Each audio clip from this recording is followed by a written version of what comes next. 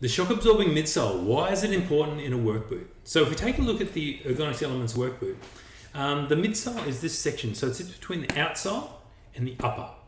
So the midsole is this bit through here. So you can see it runs all the way down to the tip of the toe.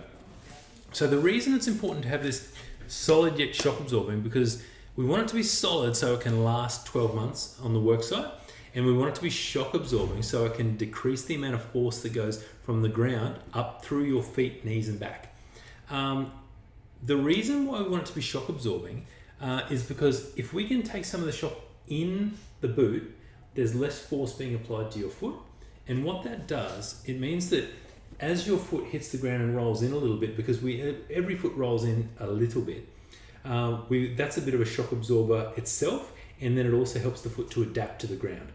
But if we can make this happen more slowly, so if we take the shock of the heel contact in the boot and then our foot rolls in more slowly, it means that our foot doesn't pronate as violently and the forces that are applied to the foot are less. So this means that the muscles, joints and ligaments are under less stress and less strain, and it'll make them more comfortable across the workday.